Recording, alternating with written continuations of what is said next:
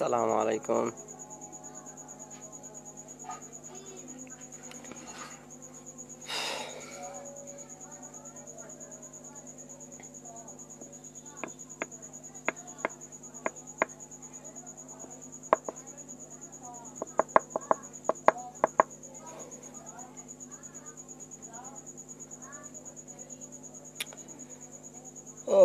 এই যে বাড়িতে আসার সময় কিছু ইট নিয়ে আসছিলাম ক্যাম্পাস থেকে আসার সময়। ইট এই যে একটা এনটিআরসি এ আমিও পড়ি নাই, তেমন অল্প একটু পড়ছিলাম ঈদের আগে। তারপরে হচ্ছে এই জব সলিউশন কিনছিলাম কবে, এই জব সলিউশন কিনছিলাম 45 এপ্রিলের আগে, সম্ভবত 45 এপ্রিলের আগে এই জব সলিউশন কিনছিলাম। এই জব সলিউশন এখনো শেষ করতে পারি নাই। শখ করে কিনছিলাম এই যে কি বলে এটার নাম কি, petro Bangla. Petro Bangla exam দেবো বলে পেট্রো বাংলাটা কিনছিলাম। কিনে কয়েকদিন পরে মনে হয়েছিল যে না, এ পড়তেই পারবো না, এ পড়ি নাই, এখন পড়ে আছে আর কি। দেখি এনটিআরসি রিটেন দেওয়ার পরে যদি মনে হয় যে পড়বো তাহলে পড়বোই। তো বিষয় হচ্ছে বাড়িতে এরকম ইট প্রত্যেকবারই নিয়ে আসি, পড়া আর হয় না। বাড়িতে প্রথম দিকে এই যে বাড়িতে সকালের দিকে বের হইলে আর বাড়িতেই ফেরা হয় না, সারাদিন চলে যায়। আবার এই যে কোটা নিয়ে সমস্যা চলতেছে, আন্দোলন। আসলেই আমি মাঝে মধ্যে বুঝে পাই না যে প্রাইমারিতে ভাইবা দিছিলাম, প্রাইমারিতে ভাইবা দেওয়ার সময় আমরা হচ্ছে 47 জন ছিলাম মোটামুটি। তো আমাদের উপজেলাতে 47 জনের মধ্যে জিজ্ঞেস করছিলাম, মোটামুটি বিকালের দিকে 22 জন ছিলাম ভাইবা দিতে, আর সকালের দিকে 6 জন মেয়ে সহ, মেয়ে ছিল 6 জন। তো সব মিলাইয়ে হচ্ছে আপনাদের 6 জন, মানে নিছিল 15 জন, দেখছি 15 জন নিছে। তো মেয়েরা কিন্তু একটাও শুনছিলাম যে ওখানকার যিনি স্টাফ ছিলেন উনি বলছিলেন যে একটা মেয়েও পাস করে নাই। তো আর মানে হচ্ছে 50 বা 52 ওনাদের যে টার্গেট ছিল 50 মার্ক 75-এ, ওইটাতে টিকাবে।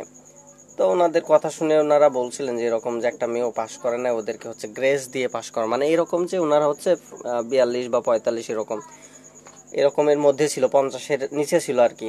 তা আমার 65-র কাছাকাছি ছিল, তারপরও হয় নাই। আমার অবশ্য বয়স কম ছিল, আমি এটার জন্য অত ইয়েও করি নাই। প্রাইমারিতে হইলে সুবিধা হইতো আর কি, তবে হয় নাই, অসুবিধা নাই। তো বিষয় হচ্ছে এরকমই যে কোটা সব জায়গাতেই কিন্তু এরকম একটা ঝামেলা। পোষ্য কোটা, আমি মাঝে মধ্যে অবাক হয়ে যাই যে পোষ্য কোটা মানুষ কেন রেখেছে, তাই না? এইটা যে চালু করছে এটার পিছনে কারণটা কি? পোষ্য কোটা চালু করার পিছনে কারণটা আসলে কি হতে পারে? মানে একজন শিক্ষকের ছেলে যে শিক্ষক হবে এর তো কোনো মানে নেই, সে তার মেধার ভিত্তিতে হোক, তাই না?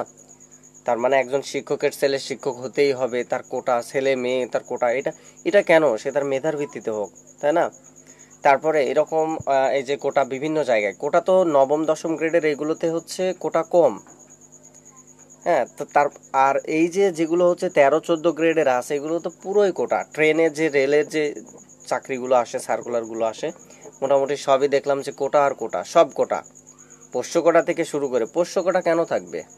মানে এইটা কার মাথায় আসছিল এই আইডিয়াটা? আমি এখন মাঝে মধ্যে কনফিউজড হয়ে যাই যে পোষ্য কোটার মতো এরকম একটা বাজে সিস্টেমটা কেন আসছিল। প্রতিবন্ধী কোটা ভাবছি এটা ছিল এক সময়, এটা একটা লজিক ছিল এটা আনার। তারপরে হচ্ছে কি বলে, মুক্তিযোদ্ধা কোটার লজিক ছিল।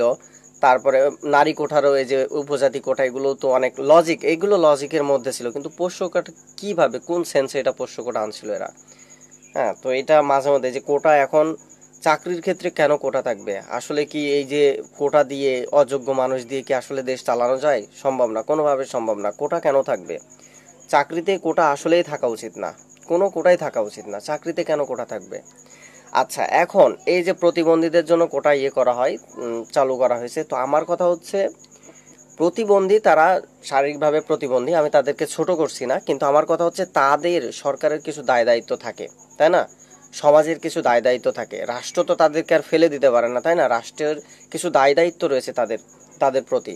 তো এখন সেসব সুযোগ সুবিধা তাদের দিতে হবে। তারা কেন, এই যে আমরা উপজাতি বা পাহাড়ি অঞ্চলে যেগুলো থাকেন, নৃগোষ্ঠী আর কি, ক্ষুদ্র নৃগোষ্ঠী, তো তাদেরকে সুযোগ সুবিধা দিতে হবে। তারা যথাযথ শিক্ষা পাচ্ছে কিনা, তাদের সব রকম এইগুলো সুযোগ সুবিধা পাচ্ছে কিনা, এগুলো দিতে হবে। আচ্ছা, একজন ভাবলাম উপজাতির কেউ একজন ঢাকা বিশ্ববিদ্যালয়ে ভর্তি হলো কোটা দিয়ে, এখন এখানে এসে সবার সুযোগ সুবিধা তো সমান, তাই না? এখানে আসার পরে সবার সুযোগ সুবিধা সমান, তাহলে তারপরও কেন চাকরিতে তাদের জন্য কোটা থাকবে? এটা তো অযৌক্তিক, তাই না? আর কোটার একটা সিস্টেম থাকা উচিত। এই যে মুক্তিযোদ্ধা কোটাও আছে, আমরা মুক্তিযোদ্ধার বিপক্ষে না, আমরা যথেষ্ট সম্মান করি মুক্তিযোদ্ধাদের। আসলে কোটা দেওয়া মানে তাদেরকে ছোট করা। আমি এই যে আজকে একজন ভাইকে বলছিলাম যে আসলে এমন একজনকে দেখান, এমন একটা মুক্তিযোদ্ধাকে দেখান যিনি এই কোটার, তার নাতিপুতি বা সন্তানেরা কোটা পাবে এই জন্য যুদ্ধ করছে। তারা তো যুদ্ধ করছিল কিসের জন্য? তারা বৈষম্যের জন্যই কিন্তু যুদ্ধ করছিল। 1971 সালে তারা এই বৈষম্যের লড়াই কিন্তু এখন থেকে না, 1947 পর দেশভাগের পর থেকে আস্তে আস্তেই কিন্তু এগুলো ছিল। তা আমার কথা হচ্ছে তারা কেউই কিন্তু এই কোটার জন্য এইসব তাদের জন্য, হ্যাঁ সরকার তাদের জন্য আলাদা সিস্টেম করুক, মুক্তিযোদ্ধার পরিবারদের বিভিন্ন ধরনের যে আছে টাকা ভাতা যেটা আছে এগুলো দিক, অসুবিধা নেই। কিন্তু আমার বিষয় হচ্ছে চাকরিতে কেন তাদেরকে কোটা দিতে হবে? এটা তো বৈষম্য, তাই না? পূর্ব পাকিস্তান পশ্চিম পাকিস্তানে যেরকম বৈষম্য ছিল এখনো যদি সেরকমই থাকে, তাহলে আমাদের মুক্তিযোদ্ধাদের যে আত্মত্যাগ ছিল, আমরা যে বলি 30 লক্ষ শহীদের রক্তের বিনিময়ে দেশ স্বাধীন হয়েছে, তাহলে তাদের সেই রক্তের মর্যাদাটা কোথায় এখন আমাদের, তাই না? এটা তো আমাদের ভাবা উচিত ছিল, তাই না? আমরা তাদেরকে যথেষ্ট সম্মান করি। এখনো আমি হসপিটালে গেলে যদি কোনো মুক্তিযোদ্ধা দেখি, এখনো আমি কিন্তু তারে আগে দিয়ে দিই। এটা আমার আমার তাদের প্রতি একটা অন্যরকম শ্রদ্ধা থাকে। তারা দেশের কি বলবো, এটা সূর্য সন্তান যেরকম বলা হয় আর কি, তারা দেশের সবচেয়ে বড় একটা সম্পদ। হ্যাঁ, তাদেরকে এই কোটার ভিতরে এনে তাদেরকে কিন্তু ছোট করা হচ্ছে, হেয় প্রতিপন্ন করা হচ্ছে, কিন্তু এটা কিন্তু আমরা কেউ কনসিডারই করছি না। এটা আমরা ভাবছি এই যে বিভিন্ন সময় কিন্তু কোটা নিয়ে এখন কিন্তু মুক্তিযোদ্ধাদেরকে অনেকেই কটাক্ষ করছে। আর একটা জিনিস হচ্ছে, সেদিন নিউজে দেখছিলাম যে প্রায় 50,000 ভুয়া মুক্তিযোদ্ধা ধরা পড়ছে। এরকম একটা নিউজ, এরকম প্রথম আলোতে আসছিল। এরপরও আছে কি, মুক্তিযোদ্ধার বাবার বিয়ে হয়েছে কত সালে? 1980 সালে।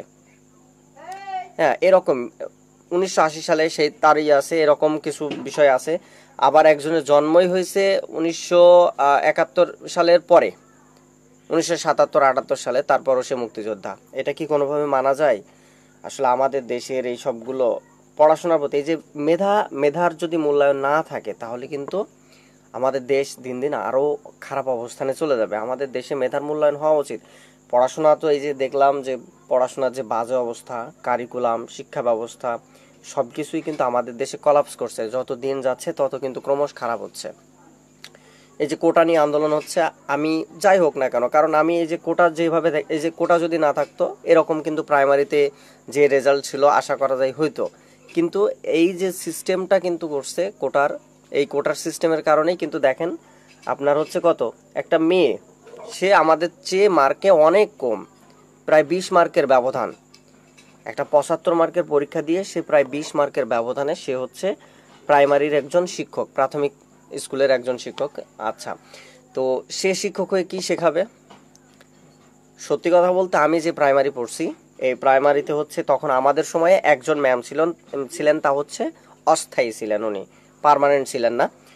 তো এই আমরা যখন ছিলাম তখন কিন্তু তারা বাকি সবাই 4-5 জন স্যার ছিলেন। তো ওনারা কিন্তু আমাদেরকে সেইভাবে যত্ন নিয়ে, সেইভাবে কেয়ার নিয়ে পড়াতেন। তাদের সেই পড়াগুলোর ফরম্যাট আর এখন আমি প্রাইমারি গেলে তাদের পড়ানোর ধরন দেখলে আকাশ পাতাল ব্যবধান দেখতে পাই। হ্যাঁ, আসলে সম্ভব না। আমরা যে লজিক আমরা দিই যে মেয়েরা হচ্ছে বাচ্চাদের প্রতি সহনশীল বেশি, এই কারণে হয়তো বা তারা ইয়ে করে, আসলে না, এরকম সহনশীলতার বিষয় না।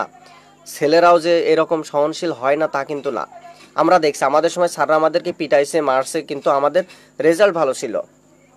ইভেন সব জায়গাতে আপনি দেখেন যেখানে ম্যামরা আছে, আমি তাদেরকে আন্ডার এস্টিমেট করছি না, অনেক মেধাবী আছে আমার সাথে, আমার ক্লাসে পড়তে অনেকজনই আছে। হ্যাঁ, তারা যথেষ্ট মেধাবী, তারা গেলে ভালো কিছু করবে। আমার কথা হচ্ছে মেধাবীরা যাক, তাই না? মেধাবীরা যাক।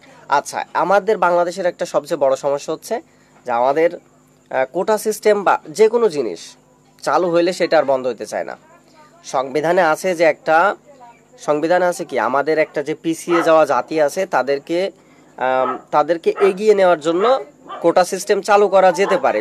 সংসদ চাইলে সংবিধানের এই ধারা অনুযায়ী চালু করতে পারে। কিন্তু বিষয় হচ্ছে আমাদের এখানে চালু হইলে সেটা আর বন্ধ হইতে চায় না।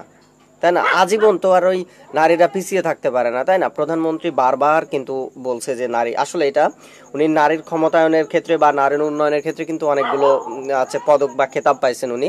তো বিষয় হচ্ছে এই যে নারীদের উন্নয়ন কিন্তু হয়ে গেছে, তারপরেও কেন আমাদেরকে এই কোটা জুড়িয়ে রাখতে হবে? কোটা কেন জুড়িয়ে রাখতে হবে ভেবে? এটা কোনোভাবেই কাম্য না। কোটা কেন থাকবে? নারীদের সারা জীবন কি তারা পিছিয়ে থাকবে? অনগ্রসর জাতি নারীরা এখন? কোনোভাবেই না। এখন সব জায়গাতে দেখেন নারীরা আছে। আচ্ছা, তাছাড়াও পোষ্য কোটার যেটা বললাম, এটা তো পুরোই অযৌক্তিক কোটা। যে ঢাকা বিশ্ববিদ্যালয়ের বিভিন্ন ইয়েতে দেখলাম আর কি, যে ঢাকা বিশ্ববিদ্যালয়ের একটা ছেলে মনে হয় 7,500 না 5,000-এর পরে মানে সিরিয়াল থেকেও সে হচ্ছে কি পাইছে, একটা সাবজেক্ট পাইছে, অথচ সে একটা ছেলে 750 থেকে সে সাবজেক্ট পায় নাই। এটা কোনোভাবে মানা যায়? কোনোভাবেই মানা যায় না।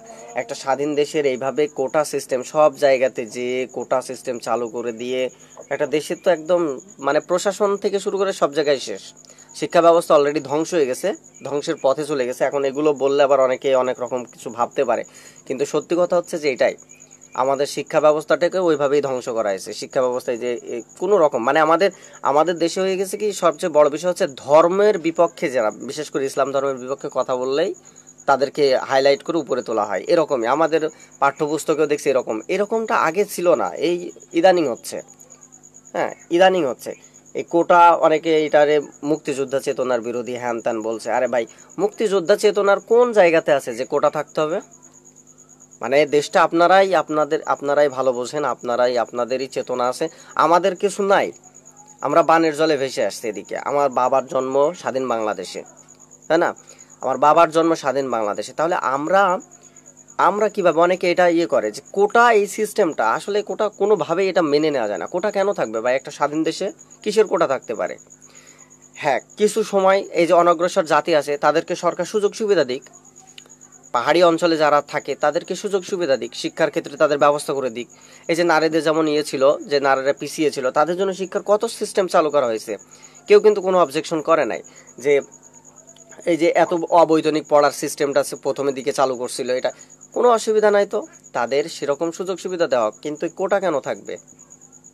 এটা আসলেই কোনোভাবেই শোয়েব মামা আসলেই বাতিল করা উচিত। এটা কোনোভাবেই কাম্য না। একটা দেশে এভাবে কেন থাকবে? আমাদের মাননীয় প্রধানমন্ত্রী শেখ হাসিনা পর্যন্ত এটা চান না যে কোটা থাকুক। কোটা একটা দেশের সিস্টেম হতে পারে না। উনি তো শিক্ষিত মানুষ। আমাদের দেশের প্রধানমন্ত্রীদের মধ্যে প্রায় মোটামুটি যারা ছিলেন, উনিও কিন্তু তাদের মধ্যে একজন মানে প্রখর, একটা তীক্ষ্ণ মেধা সম্পন্ন একজন মানুষ। হ্যাঁ, তো উনি এটা আন্দাজ করতে পারছেন যে আসলে সব যদি এই কোটা সিস্টেমে যায় তাহলে দেশটাই অযোগ্য। এই যেমন অধিকাংশ কিন্তু এরকম হচ্ছে। তো আসলে কি বলবো, এখন সব জায়গায় কোটা দিয়ে চলতেছে। হ্যাঁ, আপনি এত মেধা খরচ করে সব কিছু করার পরও আপনি সেই জায়গায় টিকে থাকতে পারছেন না, কারণ কোটা নাই আপনার। মানে আমরা যারা চাষি ঘরে আছি বা গরিব ঘরের আছি, আমরা আজীবন গরিবই থেকে যাব। ওদের সিস্টেম হচ্ছে এরকমই, যে আমরা যারা গরিব ঘরে জন্মাইছি আমরা আজীবন গরিবই থেকে যাই, আর যারা বড়লোক ঘরে জন্মাইছে তারা ওইভাবে, মানে বড়লোক বলতে যারা পোষ্য, এই যে প্রাইমারির একটা কোনোভাবে চাকরি হয়ে গেলে তার ছেলে মেয়ে সব ওই পোষ্য কোটায় ঢুকতেই আছে। কেন পোষ্য কোটাটা কেন থাকবে? কোনো কোটাই আসলেই থাকা উচিত না। মেধার ভিত্তিতে আসুক সব কিছু। এই মেধা পর্যন্ত আসার জন্য অনার্স লেভেলে বা যে আমাদের গ্র্যাজুয়েশন লেভেলে আছে, এই লেভেলে এসে তাদেরকে সে সুযোগ সুবিধা দেওয়া হোক। একজন প্রতিবন্ধী ভাই যদি থাকে তাহলে তার সুযোগ সুবিধা দেওয়া হোক, তাকে ওই ফিল্ডে লড়াইয়ের জন্য যে সুযোগ সুবিধা তার দরকার, শিক্ষা জীবনে তার যে সুযোগ সুবিধা দরকার সেগুলো দেওয়া হোক, কোনো অসুবিধা নাই তো। কিন্তু আমাদের সিস্টেম হয়ে গেছে অন্যরকম। আমরা এইটারে ওই যে আমাদের যে কি বলে তুষার ভাই, যিনি হচ্ছেন মুক্তিযুদ্ধ না কিসের একটা প্রধান, উনি বলছিলেন, ওনার কথা শুনে মনে হইলো যে আসলেই ওরা তৃতীয় চতুর্থ গ্রেডে মানে ইয়েতে যে তৃতীয় চতুর্থ শ্রেণীর চাকরিতেও কয়েকটা ভাইবা 17-18টা ভাইবা দিয়ে তারা চাকরি পাচ্ছে না। এই জন্য তাদের কোটা দরকার। মানে কতটা সরল এবং অকপটে তারা স্বীকার করছে যে আসলে তাদের যোগ্যতা নাই, কোনোভাবেই তাদের যোগ্যতা নাই, তারা কোনোভাবেই যোগ্যতা নাই, মেধার কাছে টিকে থাকতে পারছে না, এই জন্য তাদের কোটা দরকার। মানে ভাবতে পারছেন কতটা নির্লজ্জার বেহায়া হইলে মানুষ এই কথা বলতে পারে? আরে ভাই, আপনার মেধা থাকলে সেটা ভিন্ন বিষয় ছিল, আপনি মেধা নিয়ে আসেন। আমরা মুক্তিযোদ্ধাদের, আমার কথা হচ্ছে মুক্তিযোদ্ধাদের পরিবারকে সরকার চাইলে মাসে 1 কোটি করে টাকা দিক, আমার কোনো আপত্তি নাই, আমাদের কোনো আপত্তি নাই। চাকরির ক্ষেত্রে কেন এই বৈষম্য আসবে? এটা তো বৈষম্য। পশ্চিম পাকিস্তান পূর্ব পাকিস্তান যখন ছিল তখনও এই বৈষম্যই ছিল, এখনো যদি সেটাই থাকে তাহলে দেশ স্বাধীন করার কি দরকার ছিল? এখন অনেকেই অনেক রকম কথা বলবে, আরে ভাই আমি যদি এটা না বলি আমার তো চাকরি হবে না, আমি যতই মেধাবী হই না কেন, যতই ভালো পরীক্ষা দিই না কেন, এটা একটা ফলাফল পাইছি। হ্যাঁ, তো কথা হচ্ছে এটা আমি ভুক্তভোগী, আমি নিজে। আমরা 5 জন ছিলাম এরকম, যে শুনলাম মোটামুটি 5 জনেরই ভালো রেজাল্ট ছিল, 75-65-র কাছাকাছি ছিল। আমার পাশের হলের এক ভাই ছিল, উনারও বয়স প্রায় শেষের দিকে, উনার হয়েছে কিনা জানি না, উনিও প্রায় 76-এর কাছাকাছি ছিল। তো আমার কথা হচ্ছে তাহলে একটা দেশের কি অবস্থায়, প্রাইমারিতেই যদি এরকম মানুষগুলো যে পড়াইতে থাকে তাহলে বাচ্চাদের কি অবস্থা হবে? আমার প্রাইমারি ধ্বংস হয়ে গেছে, আমার গ্রামের প্রাইমারি, বলতে ভয় নাই, গ্রামের প্রাইমারি ধ্বংস হয়ে গেছে। কেউ একটা বাচ্চা পড়তে পারে না, ক্লাস 5 পাস করার পরে সে ইংলিশ রিডিং পড়তে পারে না, বাংলা পড়তে পারে না। কেন এটা? এটা কেন হয়েছে? 2013 সাল পর্যন্ত এরকম কিছু হয় নাই, কারণ 2013 সাল পর্যন্ত ওখানে স্যার ছিল, ম্যাম খুব কম ছিল। আমি ম্যামদেরকে ঢালাওভাবে দোষ দিচ্ছি না, এখানে একটা ভালো ম্যাম আছে, কিন্তু বিষয় হচ্ছে অধিকাংশ জায়গাতে এরকম স্যাররা, মানে যারা ছেলে আছে তারা কিন্তু অনেকটা ইফোর্ট দেয়, এগুলো অনেক ইফোর্ট দেয়। আমি দেখছি 2-1 দিন আমার প্রাইমারি যাওয়ার সুযোগ হয়েছে, আমি যাই না অবশ্য, ছোটদের মাঝে অনেক লজ্জা লাগে, তো 2-1 বার গেছি, যে যে অবস্থা দেখছি স্কুলের, যে আমি বলছি আমাদের সময় পড়ার একটা অন্যরকম পরিবেশ ছিল, আর এই সময় আর এক রকম। ক্লাসে কোনো টিচার নাই, পড়ানোর কোনো সিস্টেম নাই, কোনো কিচ্ছু নাই। এটা কেন হচ্ছে? এতদিন তো হয় নাই। 13-14 সাল পর্যন্ত কিন্তু আমাদের প্রাইমারিতে স্যার ছিল, ম্যাম ছিল মনে হয় একটা, মাঝে ছিল আবার ছিল না। তো তখন সবার রেজাল্ট ছিল ভালো, সবার ভালো রেজাল্ট ছিল, কিন্তু এখন যে অবস্থা কিচ্ছু বলার নাই। কোটা, এখন কোটা নিয়ে না বলে কোনো উপায় আছে? সবাই যদি এরকম না বলতো, চুপ থাকতো, তাহলে দেশই তো স্বাধীন হইতো না একসময়, তাই না? এই বৈষম্যের কারণেই তো অনেকে আবার দেখছি এখানে মুক্তিযোদ্ধার চেতনা বিরোধী হ্যান ত্যান। আরে ভাই, চেতনা শুধু আপনাদেরই আছে, দেশ আপনাদের আর আমাদের দেশ না, না? চেতনা শুধু আপনাদেরই আছে। মুক্তিযোদ্ধাদের আপনারা যারা চেতনাধারী করে বেড়ান, তাদের চাইতে যথেষ্ট সম্মান আমরা দিই মুক্তিযোদ্ধাদের, আমার এটুকু বিশ্বাস আছে। দেশকে যথেষ্ট ভালোবাসি আমরা, এখনো পর্যন্ত কোনো দেশের রাষ্ট্রীয় সম্পদের ক্ষতি হয় এমন কোনো কাজ করতে গেলে দ্বিধাবোধ করি আমরা, এই বোধ শক্তিটুকু আমাদের আছে। আপনারা যে বলছেন আমরা মুক্তিযোদ্ধাদের বিরুদ্ধে না, তার পরিবারের বিরুদ্ধেও না, না আপনার বিরুদ্ধেও না, আমরা যে এই বৈষম্য মতো মূলক একটা কোটা সিস্টেম আছে, আমরা এটার বিরুদ্ধে। শুধু আমার নিজের স্বার্থের জন্য না, সবার স্বার্থের জন্য, এটা সবার। আমার নিজের কোটা থাকলেও আমি এর বিরুদ্ধে বলতাম। কোটা কেন থাকবে? আমাকে কি বুদ্ধি প্রতিবন্ধী মনে হয় যে আমি তাদের সাথে মেধায় টিকে থাকতে পারবো না? আমি ঢাকা বিশ্ববিদ্যালয়ে যখন পড়ি আমার কোটা ছিল না, আমার 109তম, আমি 2017 সালে যে পরীক্ষা হয়েছিল, 2017 সালে আমি বি ইউনিটে 109তম হয়েছিলাম। আমি কি কোটা দিয়ে হয়েছিলাম? হই নাই তো, আমার মেধা ছিল, আল্লাহ দিয়েছে, আমি চেষ্টা করছি, মেধা আমার ছিল, এখনো আছে। চাকরি বাকরি আমি প্রিপারেশন নিচ্ছি, যদি না হয় সেটা ভিন্ন বিষয়, তা আমরা চেষ্টা করবো। তো এখন বিষয় হচ্ছে আমাদের এই সিস্টেমটা হয়ে গেছে অন্যরকম। হ্যাঁ, আমাদের এই কোটা সিস্টেম নিয়ে অনেকে দেখলাম কিছু বললেই তাদেরকে বিভিন্ন ট্যাগ লাগাই দেয়, আর মুখে দাড়ি থাকলে তো আর বলার কিছু নাই। হ্যাঁ, বিভিন্ন ট্যাগ লাগাবেই, এটা স্বাভাবিক। তবে আমার কথা হচ্ছে ক্লিয়ার কাট কথা, এখানে আমার মনে হয় না যারা কোটা সংস্কার বা বাতিলের আন্দোলন বা সংস্কারের আন্দোলন করছে তারা কেউই মুক্তিযোদ্ধাদের বিপক্ষে না। এই যে আমাদের আনিসুল হক স্যার, উনি একটা করছে যে মুক্তিযোদ্ধাদের যদি সম্মান করতে চান বা তাদের সম্মানটুকু যদি রাখতে চান বা এরকম কিছু একটা, তাহলে কোটা বাতিল করুন। কারণ কি, এখন দেখেন আপনি যাদের কোটা আছে আপনারা তারা নিজেরাই দেখেন, আপনারা কি ওপেনলি কারোর সাথে বলতে পারবেন যে আমি কোটা দিয়ে চাকরিতে ঢুকছি, কোটা দিয়ে করছি, চান্স পাইছি? এই যে এখন আমার জুনিয়র যারা কোটা দিয়ে চান্স পাইছে, এরা সবার সামনে বলতে লজ্জা পাচ্ছে যে আমি কোটা দিয়ে চান্স পাইছি। তাহলে কি একটা অবস্থা ভাবেন, যে জিনিসটা আপনি নিজে প্রকাশ্যে বলতে লজ্জা পান যে আমি কোটা দিয়ে আমি ঢাকা বিশ্ববিদ্যালয়ে চান্স পাইছি, কোটা দিয়ে আমি এই জায়গায় চান্স পাইছি, কোটা দিয়ে চাকরি পাইছি, এই কথা যখন বলতে আপনি লজ্জা পান পাবলিক প্লেসে, তার মানে ওই জিনিসটা ভালো না। এটা কমন সেন্সের বিষয়, এটুকু আপনার বোঝা উচিত। হ্যাঁ, মুক্তিযোদ্ধাদের পরিবার নিয়ে আমাদের কোনো মাথা ব্যথা নেই, আমরা এই বৈষম্যের বিরুদ্ধে। আর ঢাকা বিশ্ববিদ্যালয় সব সময় ছিল সবার, ওই 49 সাল 48-49 সাল প্রতিষ্ঠা লগ্ন থেকেই ঢাকা বিশ্ববিদ্যালয় কিন্তু ওই সময় থেকেই ছিল, ছাত্রলীগও ছিল। কিন্তু এবার ছাত্রলীগ আমিও বুঝি না, বাংলাদেশের সবচেয়ে জনপ্রিয় একটা ছাত্র সংগঠন, কিন্তু তারাও যে মাঝে মধ্যে কি করে বুঝতে পারি না। তো তাদের বিরুদ্ধেও কিছু বলা নেই, কারণ তাদের অনেকে আমি দেখছি আমার ক্যাম্পাসের আমার এলাকার অনেক বড় ভাই, তারা দিন শেষে পড়ছে, ভালোও করছে অনেক। এই যে আমাদের নাজমুল ভাই আমার হলেরই, ঝিনাইদহ বাসা, উনিও কিন্তু এবার মনে হয় সম্ভবত শিক্ষা ক্যাডার না কোনো একটা ক্যাডার আসছে, অনেকেই আছে। কিন্তু বিষয় হচ্ছে ভাই, এখানে কোনো সংগঠনের বা কোনো কিছুর বিরুদ্ধে না, এখানে বৈষম্যের বিরুদ্ধে, এটা আপনার বোঝা উচিত, সবার বোঝা উচিত, তাই না? দীর্ঘ সময় ধরে দেখেন এই যে ক্যাম্পাসে যতজন আছে ঢাকা বিশ্ববিদ্যালয়, তারা সবাই কি মুক্তিযুদ্ধের চেতনার বাইরে? আমার হলের অনেক ফ্রেন্ড সবাই, অধিকাংশ দেখছি, ইভেন আমার হলের এক বড় ভাই পোস্টেড, ছাত্রলীগের পোস্টেড, সেই ভাই কিন্তু কোটা নিয়ে এটা নিয়ে পোস্ট করছে যে আসলে এটা থাকা উচিত না, এটার এই করা উচিত। তাহলে এটা দেখেন, এটা হচ্ছে বৈষম্যের বিরুদ্ধে, এটা না সরকারের বিরুদ্ধে, না মুক্তিযোদ্ধাদের বিরুদ্ধে, না তার পরিবারের। এটা একটা যে অদৃশ্য হাত আছে, অ্যাডাম স্মিথ বলছিল না যে একটা অদৃশ্য হাত আছে বাজার ব্যবস্থায়, তা আমাদের এই চাকরির বাজার ব্যবস্থায় অদৃশ্য হাত আছে কোটা সিস্টেম।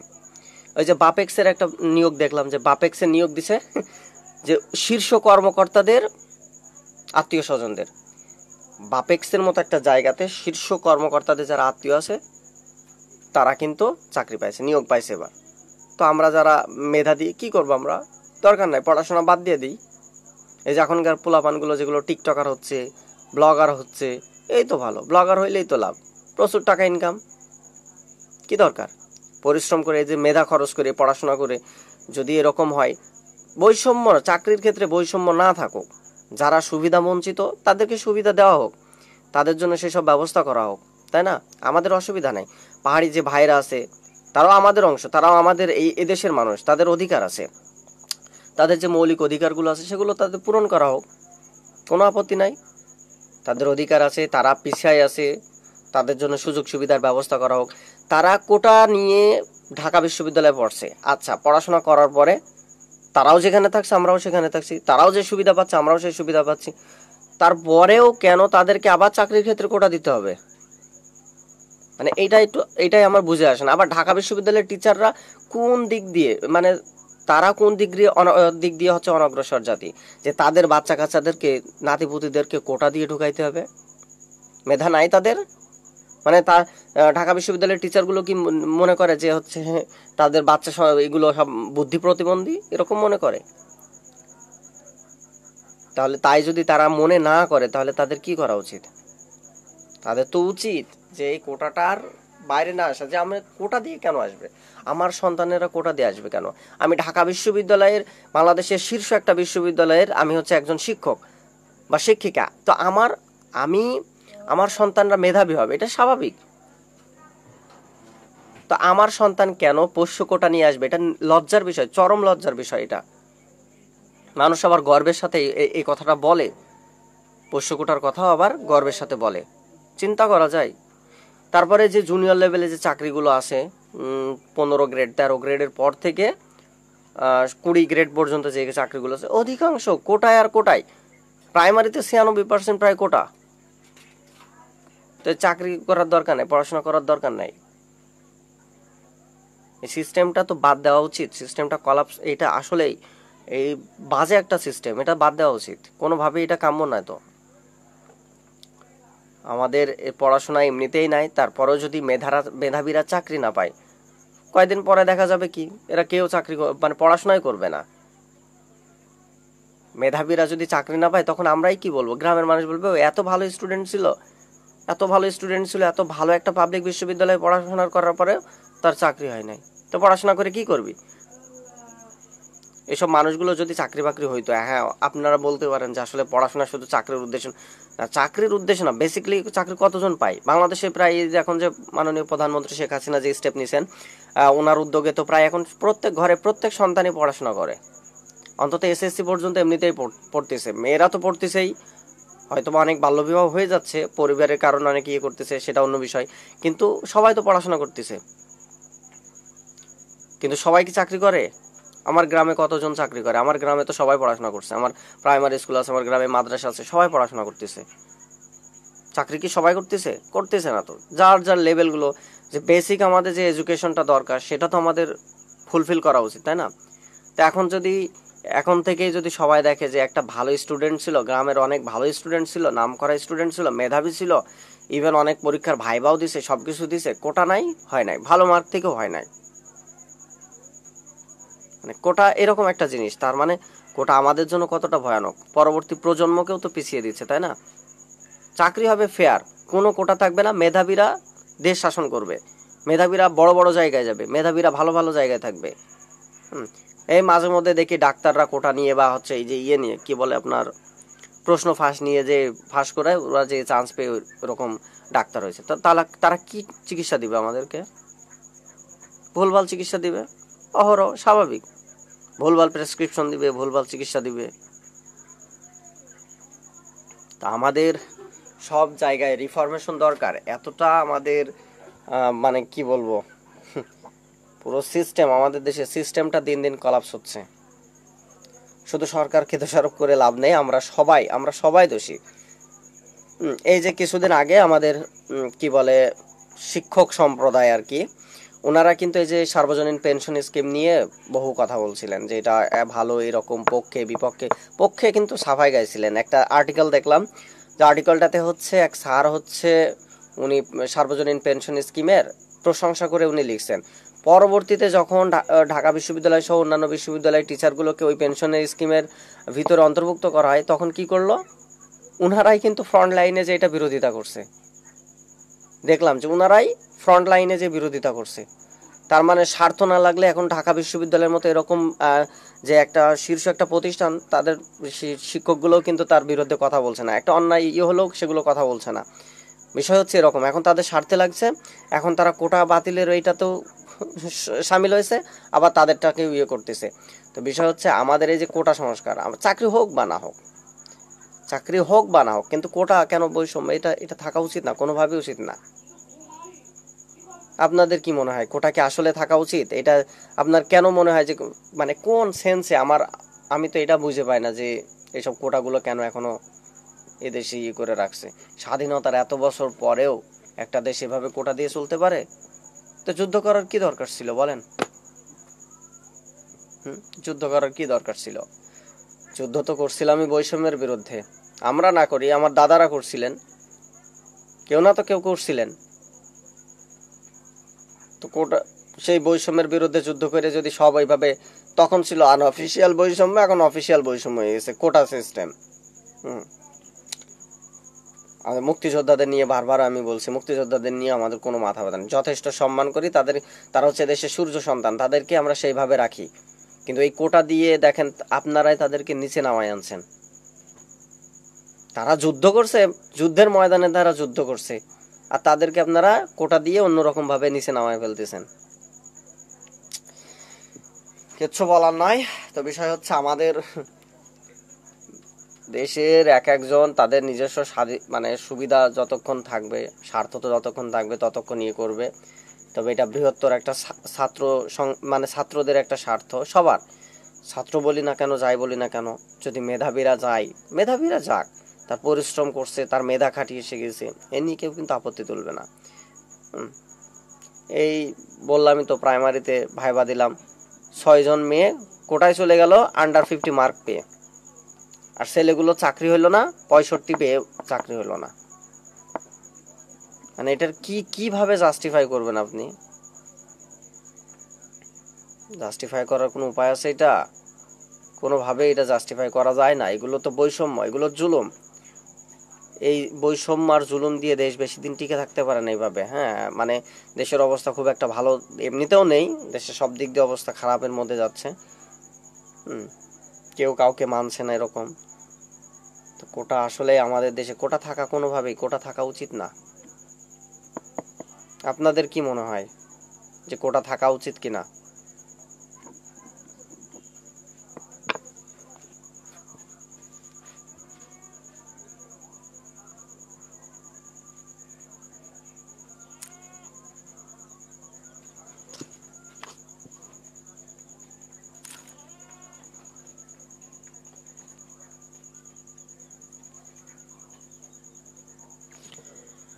যাই হোক, হ্যাঁ, তানভীর আহমেদ ভাই, আসলে কোটা প্রথা বাতিল যাক, মেধাবীরা মুক্তি পাক। আসলেই মেধাবীরা চাকরি করুক, মেধাবীরা চাকরি পাক, মেধাবীরা বাংলাদেশের বড় বড় সেক্টরে যাক, কোনো আপত্তি নাই, তারা তাদের মেধা খাটিয়ে পরিশ্রম করে সেখানে যাক, মেধাবীরা থাকুক, কোনো বুদ্ধি প্রতিবন্ধীরে চাই না আমরা ওখানে, ঠিক আছে? চাকরি আমার হোক বা না হোক, কারো না কারো তো হবে, কোনো এক মেধাবীর হবে, আমার চাইতে যে মেধাবী বেশি তার হোক, অসুবিধা তো নাই। সারা বছর আমরা এইভাবে পড়াশোনা করে দিনটা 24 ঘন্টার মধ্যে প্রায় 16 ঘন্টা পর্যন্ত পড়াশোনা করে দেখছি। 12-14 ঘন্টা নর্মাল, এখন ঢাকা বিশ্ববিদ্যালয় এখন নর্মাল হয়ে গেছে। তো এত পড়াশোনা করার পরও আপনি যদি কোটার কাছে যদি হেরে যায়, তাহলে তো দরকার নাই পড়াশোনা করার, কি দরকার?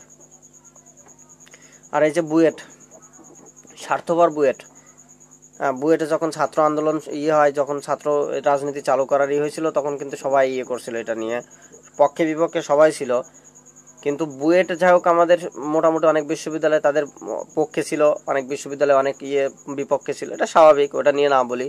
কিন্তু বুয়েটের তাদেরও তো প্রতিবাদ করার দরকার ছিল এই কোটা বৈষম্য নিয়ে, তাই না? কিন্তু তারা এখানে নির্বাক, একদম চুপচাপ মেরে বসে আছে তারা। হ্যাঁ, এই যে তাদের যে একটা তাদের এই আচরণটা আসলে কোনোভাবেই কাম্যও নাই। এটা কেন এমন করছে আমারও বোধগম্য না, বুয়েট কেন করছে আসলে।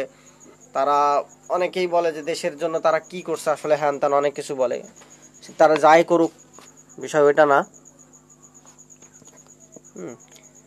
কিন্তু বুয়েটের উচিত ছিল যে এই আসলে বৈষম্যের বিরুদ্ধে কথা বলা। তারা তো কোনো ছাত্র সংগঠন বা কোনো কিছুর বিরুদ্ধে বলছে না, আমরাও সেটার বিরুদ্ধে বলছি না।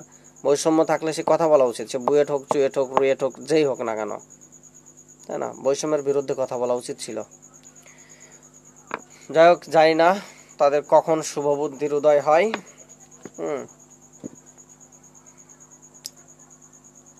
তবে আপনারা যে যেখান থেকে থাকেন না কেন, অবশ্যই কোটার বিরুদ্ধে থাকবেন। কোটা আসলে এটা সুস্থ মস্তিষ্কের মানুষ কখনো কোটা চাইতে পারে না, কখনোই চাইতে পারে না। কোটা সিস্টেম এমনভাবে তৈরি করা হয়েছে যাতে কৃষকের ছেলে কৃষকই থাক, চাষির ছেলে চাষিই থাক, তারপরে শিক্ষকের ছেলে শিক্ষকই হোক, মানে সামন্ত সেই ইয়েদের সিস্টেমের মতো, রাজার ছেলে রাজাই হোক, প্রজার ছেলে প্রজাই হোক, এরকম সিস্টেম। তো যাই হোক, ভালো থাকবেন। তবে কোটা নিয়ে আসলে কোটার সিস্টেমটা নিয়ে আমি সন্তুষ্ট না। কোটা দিয়ে ওই সময় হয়তো বা মুক্তিযোদ্ধাদের একটু সুবিধা দেওয়ার জন্য ওই সময় করা হয়েছিল 1973-74-এর দিকে, এই সময়, তখন সেই সিস্টেমটা ভিন্ন ছিল। হয়তোবা তাদের কাছে এটা ওই সময় পারফেক্ট মনে হয়েছিল, কিন্তু এখনো 53 বছর পরে সেই কোটা সিস্টেম কোনোভাবেই না। সব কোটা, এত কোটা আসলে কোনো জায়গাতে এত কোটা, এইসব কোটা থাকা উচিত না। যাই হোক, ভালো থাকবেন সবাই। আসসালামু আলাইকুম।